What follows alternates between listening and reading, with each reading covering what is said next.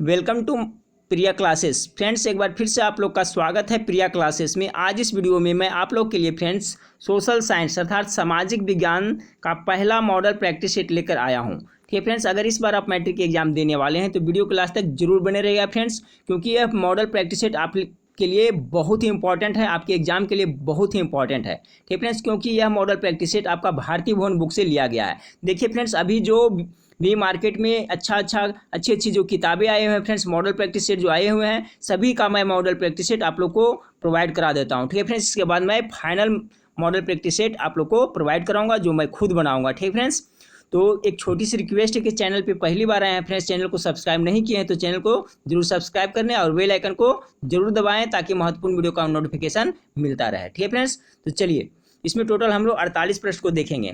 तो आज का पहला सवाल है फ्रेंड्स कि मेजनी का संबंध किस संगठन से था। गेस करते चलिएगा फ्रेंड्स, थोड़ा सा वक्त मैं देता हूँ।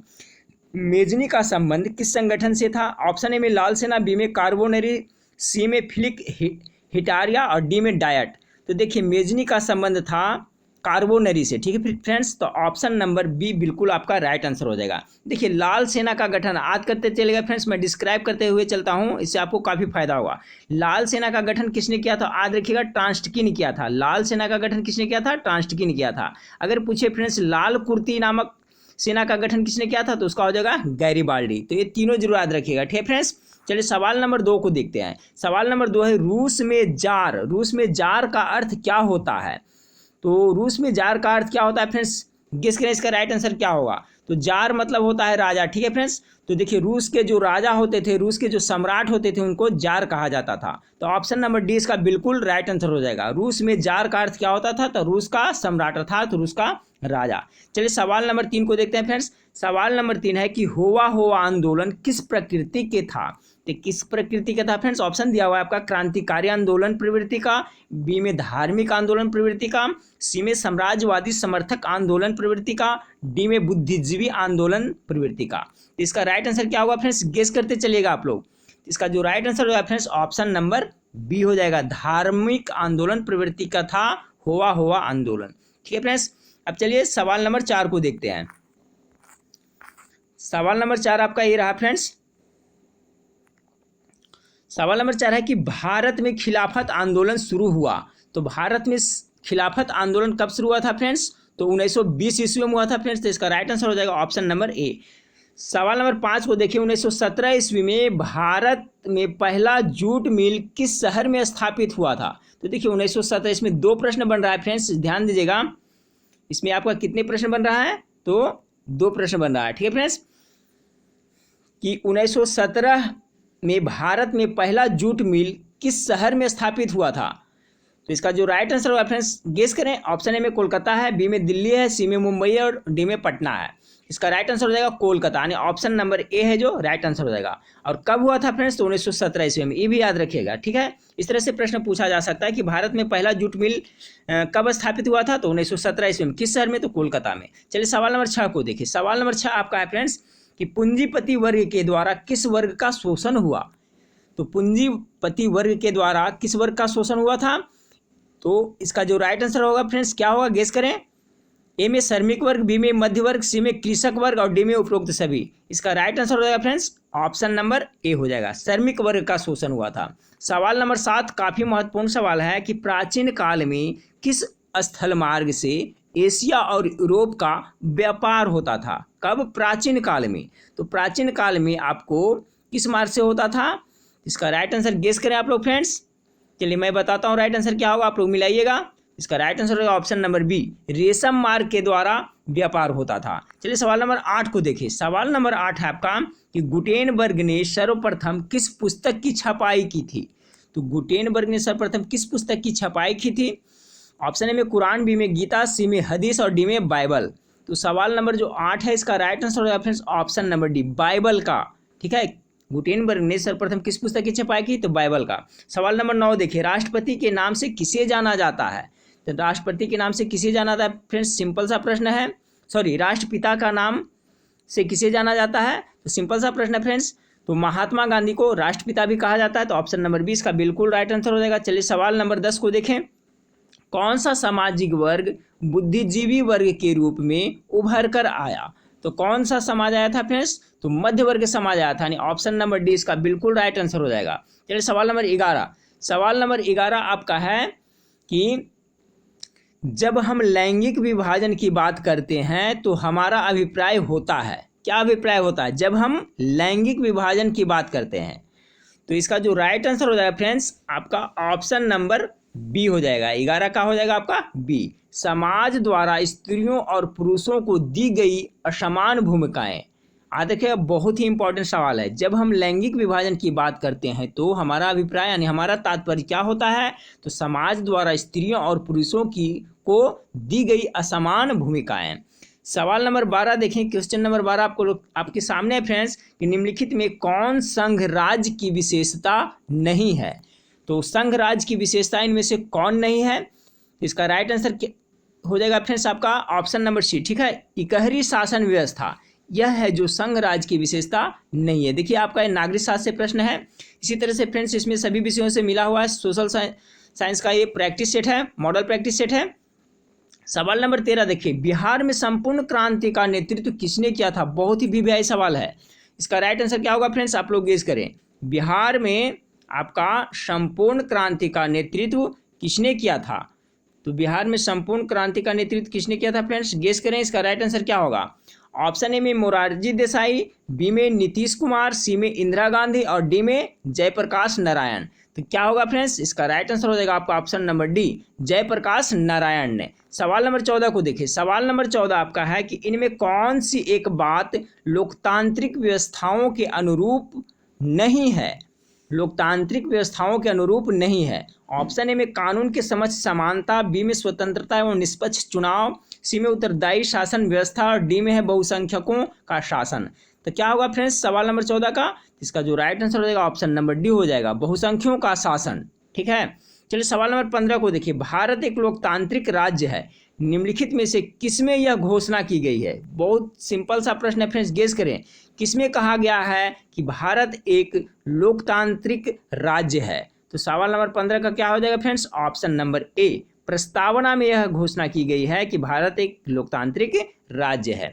सवाल नंबर 16 को देखें कि किस लोकसभा चुनाव के बाद महिलाओं की भागीदारी 10% से अधिक हो गई? तो कौन सी लोकसभा की चुनाव फ्रेंड्स? तो सवाल नंबर 16 का राइट आंसर हो जाएगा आपका ऑप्शन नंबर बी, 15वीं लोकसभा के बाद महिलाओं की भागीदारी 10% से अधिक हो गई। याद रखिएगा कैवी लोकसभा? तो 15वीं लोकसभा। सवाल नंबर 17 को देखें। निम्नलिखित में से कौन राष्ट्रीय दल है, यानी नेशनल पार्टी कौन है इसमें से? ठीक है फ्रेंड्स, तो ऑप्शन ए में है जनता दल यू, बी में डीएमके, सी में लोक जनशक्ति पार्टी और डी में है फ्रेंड्स आपका भारतीय जनता पार्टी। तो निम्नलिखित में से कौन राष्ट्रीय दल है? तो 17 का हो जाएगा राइट आंसर आपका option number D, Bharatiya Janata party एक राष्ट्रीय दल है, क्योंकि बहुत बड़ी पार्टी है फ्रेंड्स। इसका करीब करीब आपका हर एक स्टेट में इसका सांसद है। तो ऑप्शन नंबर डी इसका बिल्कुल राइट आंसर हो जाएगा। भारतीय जनता पार्टी है जो कैसा है? राष्ट्रीय दल है। बाकी सब है जो क्षेत्रीय दल है। ठीक है फ्रेंड्स, चलिए सवाल नंबर 18 को देखें कि लोकतंत्र का प्राण किसे कहा गया है? बहुत ही इंपॉर्टेंट है फ्रेंड्स, गेस करें। ए में है राजनीतिक दल, बी में सामाजिक दल, सी में मानवीय दल और डी में नागरिक दल। तो सवाल क्या है फ्रेंड्स कि लोकतंत्र का प्राण किसे कहा जाता है? तो सवाल नंबर 18 का राइट आंसर हो जाएगा ऑप्शन नंबर ए, राजनीतिक दल को लोकतंत्र का प्राण कहा गया है। बहुत ही इंपॉर्टेंट है फ्रेंड्स, आपका नागरिक शास्त्र का यह प्रश्न है, बहुत ही इंपॉर्टेंट है, याद रखिएगा। सवाल नंबर 19 को देखें। सवाल नंबर 19 है फ्रेंड्स, भारत में संघ एवं राज्यों के बीच अधिकारों का विभाजन कितनी सूचियों में हुआ है? बहुत ही इंपॉर्टेंट सवाल है फ्रेंड्स, गेस करें इसका राइट आंसर क्या होगा? भारत में संघ एवं राज्यों के बीच अधिकारों का विभाजन कितनी सूचियों में हुआ है? तो आपका सवाल नंबर 19 का राइट आंसर होगा फ्रेंड्स ऑप्शन नंबर ए। ठीक है, यानी कितने? 3 सूचियों में हुआ है। ठीक है, राज्य सूची, संघ सूची और समवर्ती सूची, ये तीनों याद रखिएगा। प्रश्न एक बार फिर से सुने फ्रेंड्स कि भारत में संघ एवं राज्यों के बीच अधिकारों का विभाजन कितनी सूची में हुआ है? तो 3 सूची में। ये 3 सूची कौन कौन है फ्रेंड्स? तो संघ सूची, राज्य सूची और समवर्ती सूची, यही आपका 3 सूची है। चलिए सवाल नंबर 20 को देखें। सवाल नंबर 20 आपका है फ्रेंड्स कि निम्नलिखित में कौन लोकतंत्र में रंग भेद के विरोध नहीं थे? रंग भेद के विरोध कौन नहीं थे फ्रेंड्स? तो गेस करें सवाल नंबर 20 का क्या होगा राइट आंसर? तो इसका आपका राइट आंसर होगा फ्रेंड्स जेड गुड्डी। जो जेड गुड्डी थे जो आपके लोकतंत्र में रंग भेद के विरोध नहीं थे। बाकी मार्टिन लूथर किंग विरोध कर रहे थे फ्रेंड्स, गोरे काले में जो होता था फर्क उसको महात्मा गांधी विरोध कर रहे थे। ओलंपिक धावक टोनी स्मिथ एवं जॉन कॉर्लिस ये सभी हैं जो रंग भेद के विरोधी थे, लेकिन जेड गुड्डी थे जो इसके विरोधी नहीं थे। देखिए फ्रेंड्स ये बहुत अच्छी किताब है फ्रेंड्स आपका भारतीय भवन का, इसमें गलती बहुत कम होती है फ्रेंड्स, ठीक है। तो मैं अभी इसी से प्रैक्टिस सेट करा रहा हूँ फ्रेंड्स। आप लोग प्रत्येक दिन मॉडल प्रैक्टिस सेट अभी से देखते चलें, आप लोग की तैयारी बहुत अच्छी हो जाएगी। इसके बाद फ्रेंड्स मैं आपको सब्जेक्टिव प्रश्न का भी मैं प्रैक्टिस करवाऊंगा। एक सवाल नंबर 21 को देखें, सासाराम नगर का विकास हुआ था किस युग में हुआ था? तो सवाल नंबर जो 21 है फ्रेंड्स इसका राइट आंसर हो जाएगा आपका मध्य युग में हुआ था। ऑप्शन नंबर ए इसका बिल्कुल राइट आंसर हो जाएगा, सासाराम नगर का विकास मध्य युग में हुआ था। सवाल नंबर 22 को देखिए फ्रेंड्स, सवाल नंबर 22 है कि अविभाजित बिहार में निम्नलिखित में कौन एकमात्र नियोजित नगर था? अविभाजित बिहार में निम्नलिखित में कौन एकमात्र नियोजित नगर था? तो सवाल नंबर 22 का राइट आंसर हो जाएगा फ्रेंड्स आपका जमशेदपुर, यानी ऑप्शन नंबर सी इसका बिल्कुल राइट आंसर हो जाएगा। सवाल नंबर 23 को देखें कि पटना हवाई अड्डा का क्या नाम है? क्या नाम है फ्रेंड्स, गेस करें। ए में है जयप्रकाश अंतर्राष्ट्रीय हवाई पतन, बी में पटना हवाई अड्डा, सी में राजेंद्र प्रसाद अंतर्राष्ट्रीय हवाई अड्डा और डी में बिहार हवाई अड्डा। तो गेस करें फ्रेंड्स क्या होगा? तो मेरे ख्याल से आप लोग को पता होना चाहिए फ्रेंड्स कि पटना का जो हवाई अड्डा है उसका नाम है जयप्रकाश अंतर्राष्ट्रीय हवाई अड्डा, ठीक है फ्रेंड्स, यानी ऑप्शन नंबर ए आपका बिल्कुल राइट आंसर हो जाएगा, जयप्रकाश अंतर्राष्ट्रीय हवाई अड्डा। चलिए सवाल नंबर 24 को देखें। सवाल नंबर 24 है फ्रेंड्स कि बिहार में रज्जू मार्ग कहाँ है? रज्जू मार्ग कहाँ है friends? Option A Bihar Sharif, B Rajgir, C Gaya और डी बांका। तो फ्रेंड्स अगर आप लोग राजगीर गए होंगे तो आप लोग को पता होगा, ठीक फ्रेंड्स, राजगीर गए होंगे तो जरूर देखे होंगे। तो ऑप्शन नंबर 20 का बिल्कुल राइट आंसर है, बिहार में रज्जू मार्ग कहाँ है? तो आपका बिहार राजगीर में है। चलिए सवाल नंबर 25 को देखिए। सवाल नंबर 25 है फ्रेंड्स कि बिहार में खनिज तेल मिलने की संभावना है। तो बिहार में कहाँ खनिज तेल मिलने की संभावना है? ऑप्शन ए में आपका हिमालय क्षेत्र में, बी में उत्तर बिहार मैदान में, सी में दक्षिण बिहार मैदान में और डी दक्षिण बिहार की पहाड़ियों में। तो सवाल नंबर 25 का जो राइट आंसर हो जाएगा फ्रेंड्स आपका ऑप्शन नंबर बी हो जाएगा, उत्तर बिहार के मैदान में। देखिए फ्रेंड्स मैं बार बार कह रहा हूँ कि इसका एक भी प्रश्न को आप स्किप ना करें, ये सब बहुत ही इंपॉर्टेंट है एग्जाम की दृष्टिकोण से, इसलिए सभी प्रश्न को जरूर याद कर लें। सवाल नंबर 26 को देखिए, कांवर झील स्थित है। बहुत ये देखिए कंपटीशन में बहुत बार पूछा गया है फ्रेंड्स कि कांवर झील कहाँ है? दरभंगा में है, भागलपुर में है, बेगूसराय में है या मुजफ्फरपुर में है? तो गेस करें फ्रेंड्स इसका राइट आंसर क्या होगा, कांवर झील कहाँ स्थित है? तो सवाल नंबर 26 का राइट आंसर हो जाएगा friends option number C, Begusarai जिला में आपका कांवर झील स्थित है। सवाल नंबर 27 को, संजय गांधी जैविक उद्यान किस नगर में स्थित है? आप लोग पटना गए होंगे फ्रेंड्स तो आप देखे होंगे संजय गांधी जैविक उद्यान किस नगर में है, समझ गए होंगे कहाँ है। सवाल नंबर 27 का राइट आंसर हो जाएगा ऑप्शन नंबर डी, बिल्कुल पटना राइट आंसर है फ्रेंड्स। चलिए सवाल नंबर 28 को देखें। सवाल नंबर 28 है, निम्नलिखित में कौन सड़कों का एक वर्ग नहीं है? तो कौन सा है जो सड़कों का एक वर्ग नहीं है फ्रेंड्स, गेस करिए। पूर्व पश्चिम गलियारा ये आपका है फ्रेंड्स, एक्सप्रेस वे ये भी है फ्रेंड्स, स्वर्णिम चतुर्भुज राजमार्ग ये आपका नहीं है, ठीक फ्रेंड्स, यानी स्वर्णिम चतुर्भुज राजमार्ग है जो सड़कों का एक वर्ग नहीं है। अब बाकी सीमांत सड़कें ये भी है, ठीक है फ्रेंड्स। तो समझ गए होंगे सवाल क्या पूछा जा रहा था कि निम्नलिखित में कौन सड़कों का एक वर्ग नहीं है। तो ऑप्शन नंबर सी इसका बिल्कुल राइट आंसर हो जाएगा, स्वर्णिम चतुर्भुज राजमार्ग है जो नहीं है। सवाल नंबर 29 को देखिए फ्रेंड्स। सवाल नंबर 29 है कि जिस देश का राष्ट्रीय आय अधिक होता है वह देश कहलाता है। बहुत ही इंपॉर्टेंट प्रश्न है फ्रेंड्स, जिस देश का राष्ट्रीय आय, देखिए मैं इकोनॉमिक्स का जो वीडियो डाला था फ्रेंड्स उसमें भी प्रश्न था, गेस करें क्या होगा। तो देखिए जहां का राष्ट्रीय आय अधिक होता है फ्रेंड्स वो डेवलप्ड कंट्री कहलाता है, डेवलप्ड कंट्री अर्थात विकसित देश कहलाता है। ऑप्शन नंबर बी इसका बिल्कुल राइट आंसर हो जाएगा। और जहां का राष्ट्रीय आय फ्रेंड्स बहुत अधिक नहीं होता है वो क्या कहलाता है, डेवलपिंग कंट्री कहता है, विकासशील देश कहलाता है, ठीक है। तो याद रखिएगा जिस देश का राष्ट्रीय आय अधिक होता है वह देश विकसित देश कहलाता है, यानी डेवलप्ड कंट्री कहलाता है। सवाल नंबर 30 को देखिए, भारत के किस राज्य की प्रति व्यक्ति आय सर्वाधिक है? बहुत ही इंपॉर्टेंट प्रश्न है फ्रेंड्स। सवाल नंबर 30 का राइट आंसर क्या होगा? तो गोवा एक ऐसा राज्य है फ्रेंड्स जहां का प्रति व्यक्ति आय सर्वाधिक है, यानी ऑप्शन नंबर डी इसका बिल्कुल राइट आंसर हो जाएगा। सवाल नंबर 31 को देखिए फ्रेंड्स। 31 है, निम्नलिखित में कौन मुद्रा का कार्य नहीं है? मुद्रा नहीं समझ रहे होंगे फ्रेंड्स, रुपया पैसा जिसे कह सकते हैं, उसका कार्य नहीं है। तो ऑप्शन ए में है विनिमय का माध्यम, बी में है मूल्य का मापक, सी में है मूल्य संचय और डी में है उत्पादन। तो क्या हो जाएगा फ्रेंड्स, सवाल नंबर 31 का राइट आंसर क्या हो जाएगा? तो आपका सवाल नंबर 31 का राइट आंसर हो जाएगा ऑप्शन नंबर डी, उत्पादन नहीं है। देखिए फ्रेंड्स, इसको मैं समझाता हूँ कि जैसे मुद्रा का कार्य नहीं है, मुद्रा नहीं पैसा, तब विनिमय का माध्यम यानी लेन देन का माध्यम आपका सही है फ्रेंड्स, ये तो है। मूल्य का मापक भी है फ्रेंड्स, और मूल्य संचय ये भी है जो मुद्रा है का ही कार्य है, जबकि प्रोडक्शन जो उत्पादन है वो आपका रुपया पैसा का काम नहीं है। ठीक है, चलिए सवाल नंबर 32 को देखें। सवाल नंबर 32 है भारत का केंद्रीय बैंक कौन है? ठीक है फ्रेंड्स, ये भी मैं आपको प्रैक्टिस सेट में डाल दिया हूँ फ्रेंड्स, इकोनॉमिक्स में उसमें प्रश्न मैं पूछा था। तो भारत का केंद्रीय बैंक कौन है, गेस करें। ए में Reserve Bank of India, B में क्षेत्रीय ग्रामीण बैंक, सी में स्टेट बैंक ऑफ इंडिया और डी में पंजाब नेशनल बैंक। इसका राइट आंसर क्या होगा फ्रेंड्स? तो सवाल नंबर जो 32 है इसका जो राइट आंसर हो जाएगा option number A, reserve Bank of India, यानी कि RBI, reserve Bank of India है जो क्या है, भारत का केंद्रीय बैंक है यानी सेंट्रल बैंक है। ठीक है, चलिए सवाल नंबर 33 को देखें कि ऊर्जा का मुख्य स्रोत क्या है? ऊर्जा का मुख्य स्रोत किसे माना जाता है फ्रेंड्स? सवाल नंबर 33 का गेस करें। ए में है कोयला, बी में पेट्रोलियम, सी में विद्युत और डी इनमें से सभी। तो इसका राइट आंसर हो जाएगा ऑप्शन नंबर डी, सभी को ऊर्जा का स्रोत माना जाता है। सवाल नंबर 34 को देखें फ्रेंड्स कि पार्ले समूह के थम्स अप ब्रांड को किस बहुराष्ट्रीय कंपनी ने खरीद लिया है?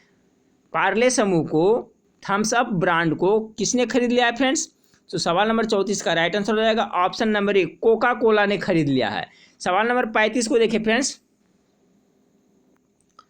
सवाल नंबर 35 है निम्नलिखित में से किसे बाढ़ से सबसे अधिक हानि होती है? यानी अगर बाढ़ आता है तो सबसे ज़्यादा हानि किसे होती है फ्रेंड्स? सवाल नंबर 35 का राइट आंसर क्या होगा? तो फसल को जी हाँ होती है, पशुओं को भी होती है, भवनों को, यानी ऑप्शन नंबर डी उपयुक्त इसका बिल्कुल राइट आंसर हो जाएगा कि जब बाढ़ आता है तो फसल को भी हानि होती है, पशुओं को भी हानि होती है, भवनों को भी हानि होती है। ठीक है, और ये उपयुक्त सभी हो जाएगा इसका आंसर, यानी ऑप्शन नंबर डी। चलिए सवाल नंबर 36 को देखें। सामान्य संचार व्यवस्था के बाधित होने का मुख्य कारण है, सामान्य संचार व्यवस्था के बाधित होने का मुख्य कारण क्या है फ्रेंड्स? तो गेस करें 36 का राइट आंसर क्या होगा? तो इसका जो राइट आंसर है friends option number A, cable का टूट जाना। जो केबल तार होता है फ्रेंड्स उसका टूट जाने से क्या होता है, सामान्य संचार व्यवस्था के बाधित होने का मुख्य कारण है। केबल टूट जाएगा फ्रेंड्स तो आपका संचार व्यवस्था बाधित हो जाएगा। तो 36 का ऑप्शन नंबर ए हो जाएगा। सवाल नंबर 37 को देखिए कि आग से जलने की स्थिति में किस प्राथमिक उपचार की आवश्यकता है? अगर आग से किसी को जल जाता है फ्रेंड्स तो क्या करना चाहिए? ऑप्शन ए देखिए, मैं पढ़ के सुनाता हूँ फ्रेंड्स। ऑप्शन ए में ठंडा पानी डालना चाहिए, बी में गर्म पानी डालना चाहिए, सी में अस्पताल पहुंचाना चाहिए। तो क्या होगा फ्रेंड्स इसका? तो आग से जलने की स्थिति में प्राथमिक उपचार पूछा जा रहा है फ्रेंड्स, तुरंत तो हॉस्पिटल हम लोग नहीं पहुंचा सकते हैं, यानी जला और तुरंत में हमें क्या करना चाहिए? तो देखिए जब जल जाता है फ्रेंड्स तो क्या करना चाहिए, उससे ठंडा पानी डालना चाहिए। ठंडा पानी से क्या होता है फ्रेंड्स, जो हीट उसका शरीर में रहता है उसको अवशोषण कर लेता है, और क्या है उसको जो जिसका भी जलता है फ्रेंड्स, जो भी व्यक्ति का हाथ पैर जो भी जलता है तो उसको थोड़ा आराम पहुंचता है फ्रेंड्स और फफोला नहीं होता है। तो प्राथमिक उपचार में क्या करना चाहिए, उसमें ठंडा पानी डालना चाहिए। ठीक है, उसके बाद में फ्रेंड्स आपको अस्पताल में पहुंचाना चाहिए। इस पर ध्यान जरूर दीजिएगा फ्रेंड्स। पूछ रहा है प्राथमिक उपचार तुरंत में क्या करना चाहिए, तो इसका देखिए राइट आंसर हो जाएगा ऑप्शन नंबर ए हो जाएगा। चलिए सवाल नंबर 38 को देखें। हाँ फ्रेंड्स, तो सवाल नंबर 38 को देखें, काफ़ी महत्वपूर्ण प्रश्न है फ्रेंड्स। कह रहा है कि भूकंप केंद्र के ऊर्ध्वाधर मतलब होता है ऊपर की ओर, पृथ्वी पर स्थित केंद्र को कहा जाता है। तो देखिए फ्रेंड्स, मान लिया कि भूकंप जहाँ से उत्पन्न होता है उसे क्या कहते हैं, भूकंप केंद्र कहते हैं। ऊर्ध्वाधर जहाँ पे ऊपर टकराता है फ्रेंड्स उसे क्या कहते हैं, यहाँ पर जो केंद्र होता है उसे क्या कहते हैं, अधिकेंद्र कहते हैं। यानी ऑप्शन नंबर 20 का बिल्कुल राइट आंसर हो जाएगा। ठीक फ्रेंड्स, बहुत ही महत्वपूर्ण सवाल है, एक बार फिर से सुने कि भूकंप केंद्र के ऊर्ध्वाधर यानी ऊपर की ओर पृथ्वी पर स्थित केंद्र को कहा जाता है, तो क्या कहा जाता है, अधिकेंद्र कहा जाता है। सवाल नंबर 39 को देखें कि बिहार का कौन सा क्षेत्र बाढ़ से प्रभावित है? ऑप्शन में पूर्वी बिहार, बी में दक्षिणी बिहार, सी में पश्चिमी बिहार और डी में उत्तरी बिहार। तो देखिए फ्रेंड्स, इसका राइट आंसर क्या होगा, उत्तरी बिहार होगा। देखिए आपका कोसी नदी जिसे बिहार का शोक कहा जाता है, इसके साथ गंडक हो गया फ्रेंड्स, ये सब नदी से क्या है, बहुत हानि होती है और बहुत ज़्यादा आपका उत्तरी बिहार को प्रभावित करती है। ठीक है फ्रेंड्स, तो ऑप्शन नंबर डी इसका बिल्कुल राइट आंसर हो जाएगा। फिर से सुने कि बिहार का कौन सा क्षेत्र बाढ़ से प्रभावित है, तो इसका राइट आंसर हो जाएगा ऑप्शन नंबर डी। ठीक है फ्रेंड्स, चलिए नेक्स्ट क्वेश्चन को देखते हैं। सवाल नंबर 40 है कि निम्नलिखित में कौन मानव जनित आपदा है? तो सांप्रदायिक दंगे, आतंकवाद, सी में महामारी, डी में उपयुक्त सभी। तो देखिए फ्रेंड्स, कह रहा है कि मानव जनित, जिसे मानव उत्पन्न करता है, तो देखिए दंगा कौन करता है? मानव ही करता है। आतंकवाद कौन फैलाता है? तो मानव ही करता है। महामारी किसके वजह से आता है? तो मानव की वजह से आता है। इसका राइट आंसर हो जाएगा ऑप्शन नंबर डी, सभी है जो आपका मानव जनित आपदा है। चलिए सवाल नंबर 41 को देखें कि मरियान किस देश के राष्ट्रवाद की प्रतीक थी? तो सवाल नंबर जो 41 है फ्रेंड्स, इसका राइट आंसर हो जाएगा आपका ऑप्शन नंबर ए, फ्रांस की थी। चलिए सवाल नंबर 42 को देखें। सवाल नंबर 42 है फ्रेंड्स कि वियना कांग्रेस के द्वारा फ्रांस में किस शासक वंश की पुनर्स्थापना की गई थी? तो वियना कांग्रेस के द्वारा फ्रांस में किस शासक वंश की पुनर्स्थापना की गई थी? तो सवाल नंबर 42 का राइट आंसर हो गया फ्रेंड्स ऑप्शन नंबर सी, बुर्बो वंश की। 43, सोपानी कृषि किस राज्य में प्रचलित है? बहुत ही इंपॉर्टेंट प्रश्न है फ्रेंड्स, गेस करें। तो देखिए सोपानी कृषि जो फ्रेंड्स पहाड़ी वाला क्षेत्र में ज़्यादा होता है, तो देखिए उत्तराखंड में पहाड़ी इलाका बहुत ज़्यादा है फ्रेंड्स, इसलिए इसका right answer option number D हो जाएगा। सोपानी कृषि किस राज्य में प्रचलित है? तो उत्तराखंड राज्य में प्रचलित है। चलिए सवाल नंबर 44 को देखिए फ्रेंड्स। सवाल नंबर 44 आपके सामने है कि निम्नलिखित में से किस राज्य में वन का सबसे अधिक विस्तार है? सबसे ज़्यादा वन कहाँ है फ्रेंड्स? गेस करें। ए में है केरला, बी में कर्नाटक, सी में मध्य प्रदेश, डी में उत्तर प्रदेश। इसका राइट आंसर क्या होगा फ्रेंड्स? तो मध्य प्रदेश में सबसे ज़्यादा वन पाया जाता है, यानी ऑप्शन नंबर सी इसका बिल्कुल राइट आंसर हो जाएगा। सवाल नंबर 45 को देखें कि देश के बांधों को, बहुत ही इंपॉर्टेंट प्रश्न है फ्रेंड्स, ये भी पूछा हुआ प्रश्न है मैट्रिक एग्जाम में। देश के बांधों को किसने भारत का मंदिर कहा था? तो किसने कहा था फ्रेंड्स? ए में है महात्मा गांधी, बी में डॉक्टर राजेंद्र प्रसाद, सी में पंडित नेहरू और डी में स्वामी विवेकानंद। तो पंडित जवाहरलाल नेहरू ने कहा था ऐसा। ठीक है फ्रेंड्स, तो ऑप्शन नंबर सी इसका बिल्कुल राइट आंसर हो जाएगा। चलिए सवाल नंबर 46 को देखें। सवाल नंबर 46 है भारत की आर्थिक व्यवस्था है कैसी है? तो भारत की जो आर्थिक व्यवस्था है फ्रेंड्स वो आपका मिश्रित है। ठीक है, ऑप्शन नंबर सी है जो इसका बिल्कुल राइट आंसर हो जाएगा। 47 को देखिए, भारत में वित्तीय वर्ष कहाँ जाता है? वित्तीय वर्ष कब से कब कहा जाता है फ्रेंड्स, गेस करें। तो सवाल नंबर जो 47 है उसका राइट आंसर क्या होगा फ्रेंड्स? 1 अप्रैल से कितना 31 मार्च तक, ऑप्शन नंबर सी बिल्कुल राइट आंसर हो जाएगा। चलिए इस वीडियो का लास्ट सवाल को देखते हैं फ्रेंड्स, बहुत ही इंपॉर्टेंट है आपदा प्रबंधन से। क्या है सवाल आपका फ्रेंड्स कि निम्नलिखित में से कौन प्राकृतिक आपदा नहीं है? ऑप्शन ए में है बाढ़, बी में हिंसा, सी में भूकंप और डी में सुखाड़। तो निम्नलिखित में से कौन प्राकृतिक आपदा नहीं है फ्रेंड्स? तो क्या होगा इसका राइट आंसर क्या हो जाएगा?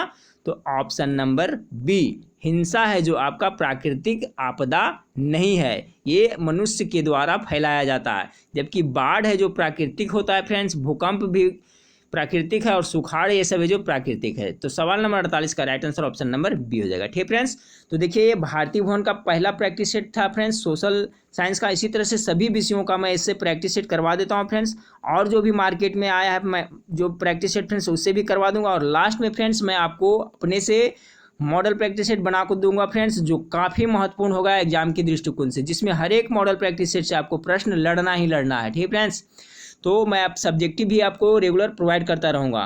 तो वीडियो अच्छा लगे तो लाइक जरूर करिएगा फ्रेंड्स, कमेंट करके हमें ज़रूर बताइएगा और किस विषय का वीडियो चाहिए फ्रेंड्स। ठीक है, तो नेक्स्ट वीडियो में फिर मिलते हैं, देखने के लिए थैंक यू, धन्यवाद।